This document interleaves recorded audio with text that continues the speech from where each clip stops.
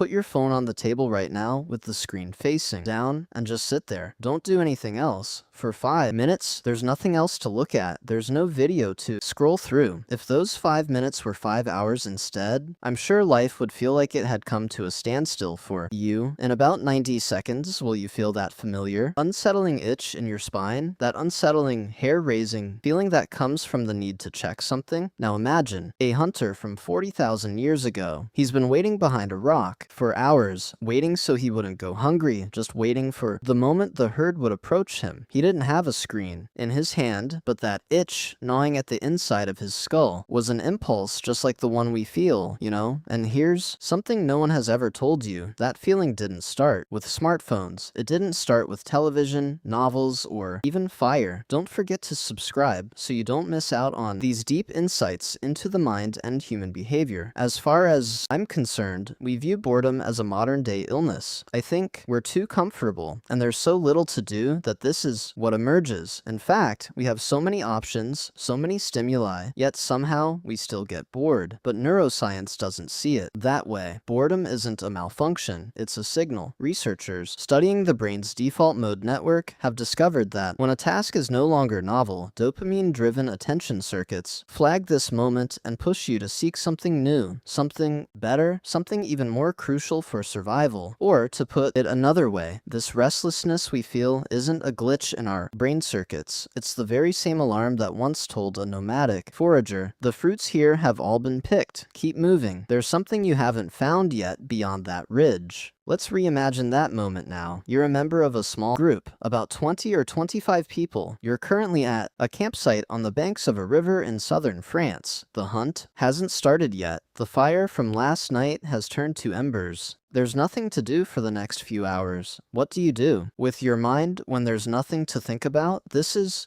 exactly where archaeology gets interesting. And to be honest, in a way, it becomes beautiful. I'm sure you'll love it too. In caves across Europe, researchers continue to discover something that has no obvious connection to hunting, eating, or survival: scratches, long repetitive lines carved into soft limestone walls, sometimes hundreds of lines layered one on top of the other, made by dragging fingers or primitive tools, repeatedly over the same section of rock. Archaeologists studying these marks at excavation sites in France and Spain have noted that they do not resemble any animal or symbol, nor do they fit any such silhouette. They are not a tally of game, nor are they star charts. What they liken them to is something a person does when they have nothing to do and their mind has wandered elsewhere. At least that's what they say. Does this sound familiar to you? It's the same feeling you get when you're listening to a class you don't like and suddenly find yourself completely zoning out, drawing lines on your desk. Then there are the geometric patterns. In South Africa's Blombos Cave,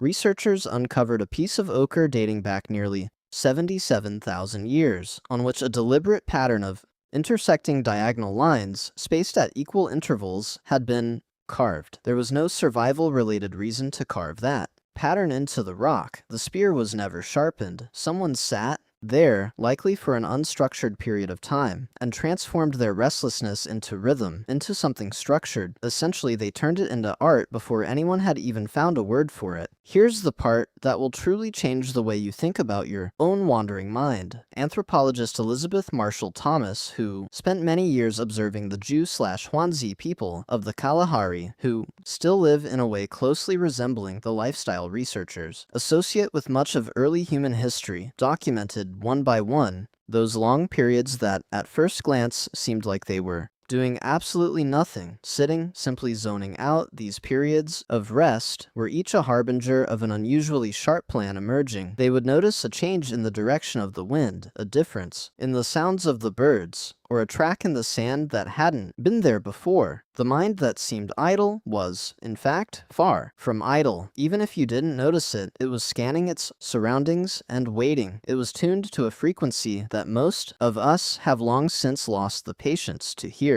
This situation aligns with the phenomenon that modern psychologists call the incubation effect. Present the brain with a problem, then let it rest in a state of low arousal. The brain works to solve that problem, as if conducting a secret operation in the background, without you even realizing it. Research on the mind's tendency to wander has repeatedly shown that people generate more creative, solutions immediately after a boring, low-arousal rest period than when they are constantly kept busy. This raises an unsettling question for anyone who mindlessly scrolls through a news feed during a spare moment. If your ancestors' best ideas emerged when they were bored, what would happen to your best ideas if boring moments never came? If boredom never came, would your best ideas disappear? Share your thoughts in the comments. This, too, is a trade-off that goes unacknowledged. Every notification or autoplay, every algorithm developed to predict what you want next, exists to interrupt that itch before it can be fully scratched. Back in the day, that itch would last long enough to lead a person to a hunting ground, a new tool design, or a new pattern carved into a rock. Now it takes about 3 or 4 seconds until something flashes and answers for you. The signal is still firing, but it can't finish the sentence. Consider the flute found in a cave in Germany, carved from a vulture bone, and dating back about 40,000 years. The finger holes were meticulously crafted with such precision that they could produce actual notes. No one starves to death because there's no music, nor does anyone die of thirst because there's no melody. That flute exists because somewhere, someone sat down with some free time and transformed it into something that had never existed in the world before. Life was filled not with distractions, but with inventions. There's a psychologist named Sandi Mann. She's been studying this mechanism in modern societies for years, and her research consistently leads to the same conclusion. Under-stimulation, even if it feels uncomfortable at first, generates more original thinking than constant busyness. Participants who were given genuinely boring tasks before a creative exercise consistently performed better than those who went straight to the exercise without a boring, intermediate step. This discomfort was not a flaw in the process, it was the process itself. So I want you to think about what the boredom your ancestors actually experienced really meant. There was no podcast to listen to while searching for a water source,